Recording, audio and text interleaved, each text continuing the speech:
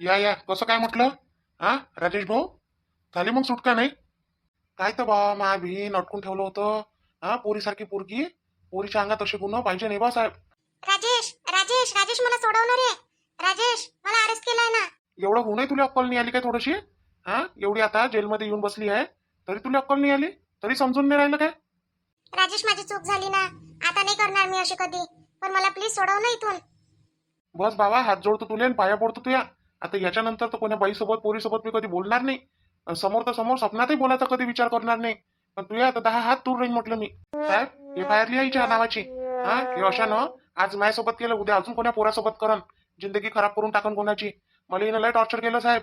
हा 2-3 दिवस जेवासाठी डब्बा आणे, पण त्याच्यातही मला ब्लॅकमेल करे. लग्न कर, हार आणलंय, मंगळसूत्र आणलं, लग्न कर माझ्यासोबत, हे कर ते कर. मला फसवायचा पुरेपूर प्लॅन होता साहेब हिचा. राजेश नाही ना, ते माझं खरंच प्रेम होतं ना तुझ्यावर. आणि आता पण आहे. त्याच्या खातीर होतं ते. मी तुला फसवण्याचा कधी प्रयत्न नाही केला राजेश. अरे बा, हिचा चांगला प्रेमाचा भूत उतरवा आता जेलमध्ये ठेवून. हा रेडीज पोलीस असेल ना, तर त्याच्या हातानं चांगला भूत उतरून टाका हिचा आता. डबल भूत चढलाच नाही पाहिजे हिला आता प्रेमाचा. आई आई आई मी इकडे आहे ना. हा माय पोरीले याच्यात टाकलं का बापा? साहेब काढा माय पोरीले याच्यातून पिंजऱ्यातून. पिंजऱ्यात काऊन टाकलं बापा माय पोरीले? मी घरी नेतो माय पोरीले. काढा माय पोरीले याच्यातून. एवढा मोठा गुन्हा केला काय माय पोरीनं? राजेश राजेश रे, पाय ना बापा. हा जरासं काय केलं माय पोरीनं? एवढा मोठा गुन्हा केला काय रे? हा का तू तिला एकदम जेलमध्ये आणून टाकून दिलं? त्याच्यासोबत बोलायचा प्रयत्न करू नका. इकडे येऊन माझ्यासोबत बोला, तुम्हाला काय बोलायचं आहे तर. इथं तुमच्या पोरीच्या नावाचा अरेस्ट वॉरंट होता म्हणून तिला आम्ही अरेस्ट केलं. FIR दाखल करून राहिलो तिच्या नावाची आता. साहेब तुमच्या पाया पडतो मी. माय पोरीले सोडून द्या. हा माय पोरीची बदनामी होऊन जाईल सगळ्या गावभर, बाहेर गावी. नातेवाईका तोंड दाखवायला जागा नाही रे साहेब आम्हाला. हा काय म्हणून आता एवढी जवान पोरगी आणि तिचं जर असं समजलं लोकांना तर कोण लग्न करण साहेब तिच्यासोबत? पहा काकू, माझ्या पाया पडायची काही तुम्हाला गरज आहे नाही. तुमच्या पोरीनं गुन्हा केला म्हणून तिला आम्ही इथं आणलं. नाही तर आमची काही तुमची पोरगी दुश्मन नाही आहे का आम्ही घेऊन येऊ तिला विनाकारणच. तिनं काहीतरी केलं म्हणून आम्ही तिला जेलमध्ये टाकलं. आणि तुम्हाला जर एवढंच आहे तर तुम्ही जमानत करा पोरीची आणि पोरीला घेऊन जाऊ शकता जमानतवर. नाही राजेश भाऊ, काय म्हणणं आहे मग तुमचं आता याच्यावर?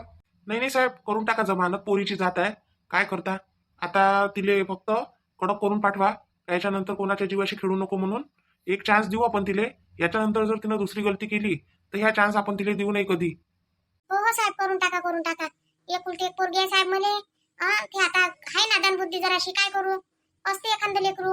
मग त्या लेकराले काय मायबाप फेकून देते काय? काय करावं आता आपल्या पोटी असं निपजलं तर? काही करू नाही शकत ना साहेब आता. साहेब तुमचं लग्न झालं काय? बाहेर झाली का पुष्पा तू? इकडे होय, बोल नको त्या साहेबासोबत काही. मला अजून जास्त कमी बोला. दिन इलेश टाकून अंदर बस जा म्हणा. मागे की दोघी जणी अंदर बस जा म्हणा. बाबा बाबा मला सोडवा ना बाबा. मी आता याच्यानंतर कधी असं करणार नाही बाबा.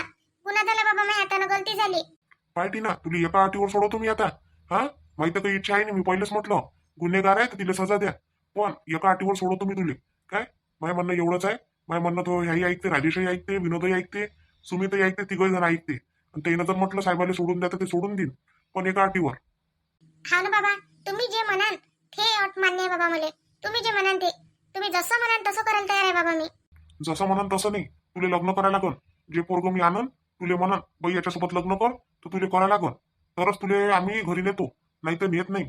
हा हा हो बाबा, चालते चालते. बाबा मी तयार आहे लग्न करायसाठी. कोणाही सोबत. तुम्ही जर म्हणाल हे लंगडा आहे, भोकणा आहे, सगळी सोबत लग्न करायला तयार आहे बाबा मी. तुम्ही म्हणाल त्याच्यासोबत लग्न करायला तयार आहे बाबा मी. नाही नाही, आम्ही असं लंगड्या माणसासोबत नाही बांधून देऊ तुले. चांगलंच पाहू त्यासाठी. पण आम्ही म्हणून त्याच्यासोबत तुला लग्न करायला लागल. तुले म्हणू किती वेळा लग्न करून घेऊ, आपल्या घरी सुखी राह. तर नाही लागली याच्या त्याच्या मागं. आता घेतली कोणी स्वतःच्या पायावर स्वतःच्या हाताने कुऱ्हाड मारून? हा आता आता कसं चांगलं वाटून राहिलं कोणी? काय म्हणून लोक आता? तू सांग. एवढीशी गोष्ट म्हटलं वाऱ्यासारखी पसरते म्हटलं सगळ्या इकडे. माहित नसून झालं काय? नात्या गोत्यात सारीले माहित झालं असन का पुष्पाच्या पोरीनं असं केलं, पुष्पाच्या पोरीनं तसं केलं. नाही नाकानं गोष्टी सांगतो मी सगळे इले. आई गलती झाली ना व, आता एकदा माफ करून दे ना. आता तुम्ही दोघं ज्याच्यासोबत म्हणा मी त्याच्यासोबत लग्न करायला तयार आहे. आता मी कधी अशी चूक करणार नाही. तू करशील नाही चूक, पण आता ते तर मानले पाहिजे ना.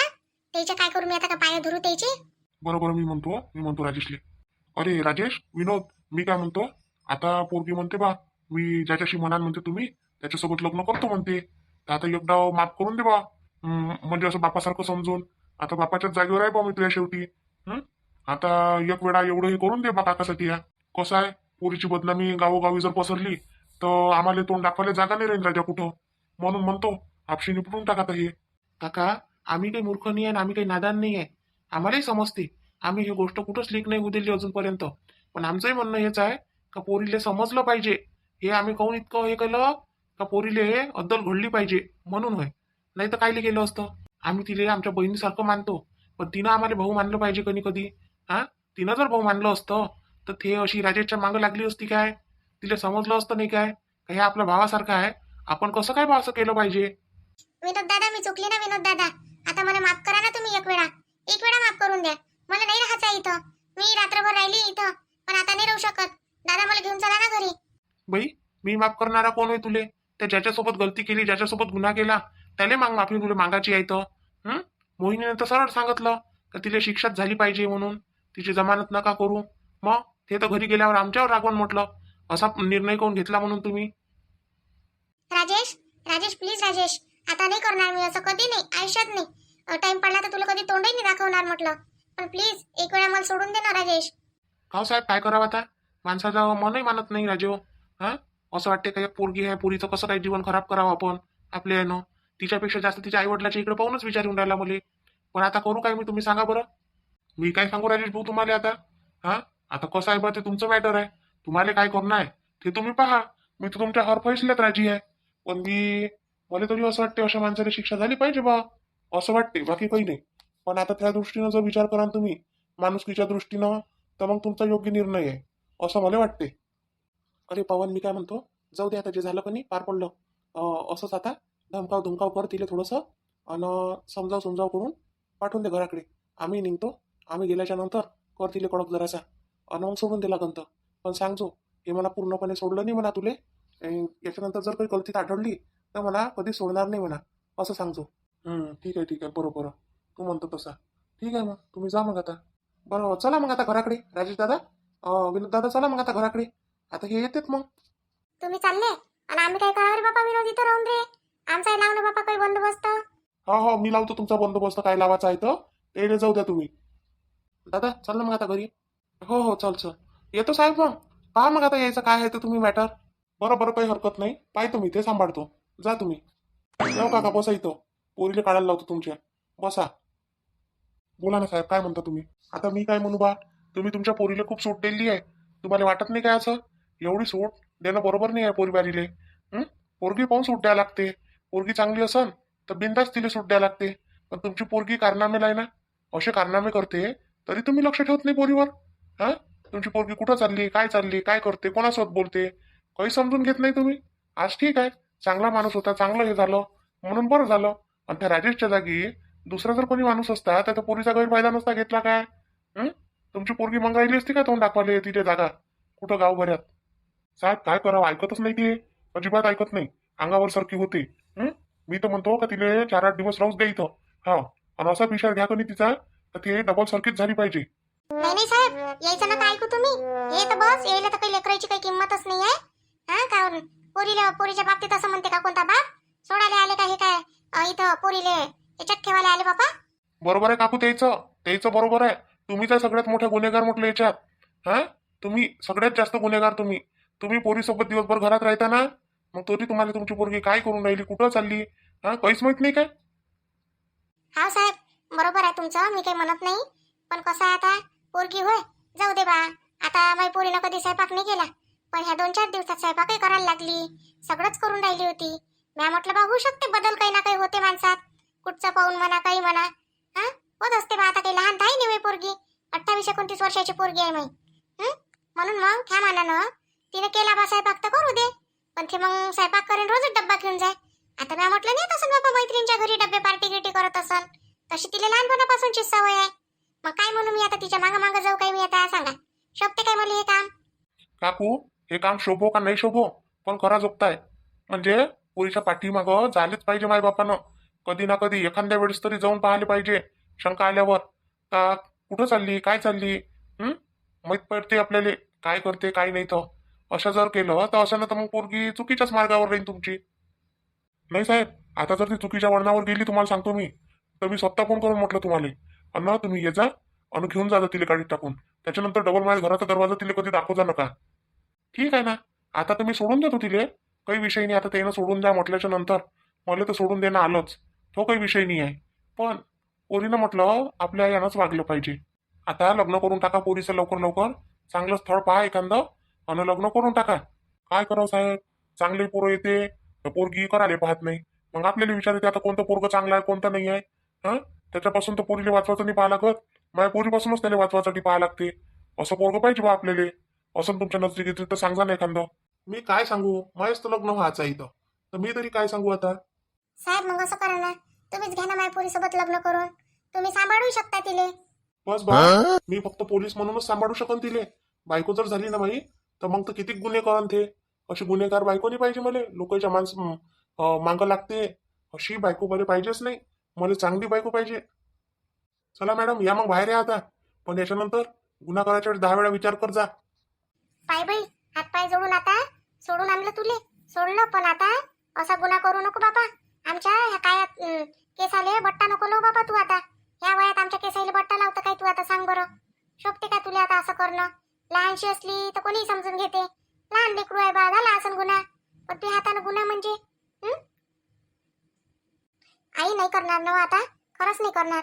आता तू पाहुणे बोलाव, काही बोलाव, मी लग्न करायला तयार आहे. तू ज्याच्यासोबत म्हणशील त्याच्यासोबत. कारण मला आता माहित पडलं का प्रेमाला काही अर्थ नाही आहे. आपण प्रेम केलं ते एकतर्फी होतं, त्याच्यामुळं करून काहीच अर्थ नाही. आता मी लग्न करन आणि माझ्याच घरी सुखी राहीन म्हटलं. ठीक आहे काका, घेऊन जा आता. हो, पोरीला घेऊन जा. त्याच्यानंतर काही झालं तर फोन करा. पण आता थोडंसं सांभाळून राहा म्हटलं. हा साहेब, राहतो ना आता, सांभाळूनच राहतो. माय बिनीच्या इथंच लग्न लावून राहिले. हा, म्हणजे मी काय बिना लग्नाचं आहे म्हणून काही करून घेऊ काय? अशी पोरगी नाही करत पाहू मी. हे तर काय म्हणते, लग्न जर केलं हिच्यासोबत तर हे तर मला सोडन आणि दुसऱ्याच माणसाला घेऊन फिरन. आणि काही बोललं तर मग अजून मलाच बोलत जाईल. पोलीस होय म्हणून काय झालं, शेवटी माणूसच आहे ना मी. नाही नाही, या पोरीची माय हुशार आहे. बाप नाही आहे, बाप साधा आहे बिचारा. पण माय एक नंबर हुशार आहे, म्हणून पोरगी अशी झाली चॅप्टर. चला आपण लागा आपल्या ड्युटीवर, आपल्याला भेटणच कोणी ना कोणी एखादी. चालता चालतो मग मी आता घरी. या जा मग तुम्ही आता. कोण रे, चालणं अंदर चालणं. चहा पेजो, जेवण जेवण करजो, मग जाचो. काय ले का, एका घरातून तिघं भाऊ असून एक अलग राहते, एक इकडे राहते एक तिकडे राहते. शोभते काय रे हे? इथंच राहायला पाहिजे होतं मस्त. इथंच करावं लागते आणि इथंच खा लागते एका ठिकाणी. नाही दादा, जेवण केलंय मी. जेवण केलं, आता चहा प्यायची काही इच्छा नाही आहे. आता जातो ना, घरीच जातो. परी वाट पाहून राहिली असेल त्याची. नाही राजेश, सांगून आला काय तू असं असं गोष्ट आहे म्हणून? नाही दादा, सांगून नाही आलो. तिला ऐकायला पुरसत तर पाहिजे दादा, मग गोष्ट आता सांगत मी तिले. म्हणजे म्हणजे काय म्हणून राहिला तू? हा, तिला ऐकायला पुरसत नाही म्हणजे ऐकत नाही का ते तुम्ही? बरं ते सोड दादा, चल मी जातो आता, घरी जातो. बरं ठीक आहे, आता नाहीच म्हणतं तर मग आता काय करू बा. ठीक आहे मग जाय. हा, पाहिजे बरोबर जाजो. फोन करजो मग पोचला म्हणजे. हो हो दादा, ठीक आहे, करतो. मोहिनी, मोहिनी, मोहिनी, मोहिनी. राहू दे रे, आराम गिराम करत असन. काय आवाज देतो? नाही दादा, मग तिला माहित तर पाहिजे ना आपण घरी आलो, कधी आलो, काय आलो. मग ती कुणी म्हणून अजून तुम्ही मला उठवलं काऊन नाही, सांगितलं काऊन नाही. बरं बरं ठीक आहे, दे आवाज. राजेशजी आले? एवढा लवकर आले तुम्ही दोघे जण? बापरे. सुमित बापूजी हे कुठे गेले मग? काय झालं रे राजेश मग? हा, दिली काय तिला सजा दिली का मग? काय म्हणे मग पोलीस तिथं गेले होते तर? आई नाही, सोडून दिलं तिला शेवटी. काय करतो मग? राजेशजी काऊन सोडलं तिले? सोडासाठी पकडलं होतं काय तिले? हा, एवढा तिनं त्रास दिला तुम्हाला, एवढं म्हटलं 2-3 दिवस दूर ठेवलं परिवारापासून, एवढं टॉर्चर केलं, तरी तुम्ही तिला सोडून दिलं एवढ्या आसानीनं? हा, मला ही अपेक्षा नव्हती राजेशजी तुमच्यापासून. मोहिनी, कसं आहे आता ती पोरीची जात. हा, पोरी बारीले असं जेलात ठेवणं बरं वाटते काय? तिचा बाप चल मायचा विचार नव्हता, पण ते काका आमच्या पाया पडायला तयार होऊन गेले होते का माया पोरीला सोडून द्या बा. हा, म्हणजे बा माई समाजात काय इज्जत राहील. आज मास्तर आहे ते काका, काय म्हणून लोक देईले, त्याच्या तोंडाकडे पाहा लागलो बा आम्हाला, म्हणून सोडून दिलं तिले. असं झालं मोहिनी. ते काकाच्या आहे ना, त्या काकाच्या तोंडाकडे पाहा लागन तर काकूचा तरी विचार नाही आला. त्या काकूनं म्हटलंही आम्हाला, बरं टिनानं सुद्धा माफी मागितली, म्हटलं आता मी करणार नाही, असं नाही तसं नाही, खूप हे करलं. पण तरी आम्ही यांनी झालो. पण काकानं जेव्हा म्हटलं ना, काका म्हटलं पाया लागायला तयार होऊन गेले होते माया. मग काय करू आता तूच सांग, काय करावं आम्ही याच्यावर? हा ना राजेशजी, ते तर बरोबर आहे तुमचं, पण आता तिनं डबल असं नाही केलं पाहिजे मग कधी. नाही आता नाही करणार ती अशी. आता अद्दल घडली तिले माहित आहे काय शिक्षा होते. काही केलं म्हणजे त्याच्यापेक्षा काही करावं नाही. नाही चांगलंच केलं म्हणा, असं नाही म्हणत चांगलं नाही केलं म्हणून. आता पोरी बारीची जात आहे, आपल्यालाही समजते तेवढं, असं नाही करायला पाहिजे म्हणून. आणि ती नाही आता बापानं तिचं लग्न करून द्यावं. आता जसा भेटला तशा सोबत करून दिलं पाहिजे, तेव्हाच ते पोरगी जागेवर राहील म्हटलं. तर मग त्या काकानं तशीच प्रॉमिस केलं तिच्यासोबत. तू जर म्हणे आता आम्ही म्हटलं त्याच्यासोबत लग्न करशील म्हणे, तरच तुला सोडतो म्हणे इथून, नाही तर सोडत नाही म्हणे. तर मानली ते. हा म्हणे बाबा म्हणे तुम्ही जसं म्हणाल तसं करायला मी तयार आहे म्हणे. हा आता लग्न तरी करून टाकलं पाहिजे तिचं. राजेशजी, आता जाता येता दिसली ना तर बोलत नका जाऊ तिच्यासोबत बिलकुलही. हा हा, हो नाही म्हणायचं, तू नाही म्हणायचं. हा नाही तर मग बस हे सगळं बोलाल आणि अजून बोलायला लागून जाल. नाही नाही मोहिनी, पागल आहे काय मी? पागल आहे मी असं करन? एवढी मोठी अद्दल घडली मले, एवढं तडपावलं तिनं मले, आणि मी असा करन काय? मोहिनी, वैशाली कुठे गेली? घरी नाही का वैशाली? आहे ना भाऊजी, वैशाली ताईकडे थोडासा आराम करून राहिल्या होत्या. मी अंग टाकतो म्हणे, थोड्याशा पोळ्या तू करून घे म्हणे. तर मग मी पोळ्या टाकून राहिली होती. म्हटलं तुम्ही येईपर्यंत वैशाली ताई थोडासा आराम करते, मग मी पोळ्या टाकून घेतो तोपर्यंत. आता मी ताट वाढून देतो, तुम्ही सगळेजण जेवण करून घ्या मग आता. बाबा बाबा गेले काय मग वावरात? मामाजी जेवले, मामाजीले गरम गरम टाकून दिल्या पोळ्या. मामाजी जेवले आणि चालले गेले. मी जातो म्हणे, तिकून काय होते काय नाही, लवकर येतो म्हणे आज घरी म्हणे. मग हे ऐकासाठी काय झालं काय नाही म्हणून पाहासाठी. मग नाही तर काय, बाबाला विचार पडला असं, चिंता पडली असं. हा. अन का रे सुमित? सुमित नाही आला काय? तिकडल्या तिकडेच गेला वाटतं तो त्याच्या घरी, नाही? नाही नाही आहे, तिकडल्या तिकडे कायले गेला तो? इथपर्यंत आला तो दरवाजापर्यंत. त्याला म्हटलं चाल म्हटलं अंदर. तर तो म्हणे नाही म्हणे दादा, आता झालं ना म्हणे काम, आता जातो म्हणे मी घरी म्हणे. मग गरज पडली तर फोन करजो म्हणे, येईन म्हणे. सांगू माय पोर घरातही नाही आलं जरासं. हा, माझ्यासोबत बोललंही नाही 2 शब्द. आई जातो का काही, असे आहे पोरं, बातच बदलून जाते. नाही नाही आई, बदलला नाही तो. त्याला काम असं काही म्हणून तो गेला, नाही तर तो थांबला असता. काहून आता आला नाही काय? 1-2 वेळा आला म्हणते ना तो घरी. हा राजेशजी, त्या दिवशी कधी माझ्याजवळ पर्यायच नव्हता काही, तर मी त्याला फोन लावला होता. आता माणसापैकी कोण होता आपल्या घरी? मामाजी होते, तर मामाजी कोण होते काय धावपळ. आणि वैशाली ताईन मी आमच्याकडून एवढी होतच नव्हती. म्हणून मग सुमित बापूजीला फोन लावला होता. तर ते आले, मग धावपळ करत आले. अशी अशी गोष्ट आहे काय म्हणे वहिनी? बरं म्हणे, ठीक आहे म्हणे. आले आणि खूप मदत केली.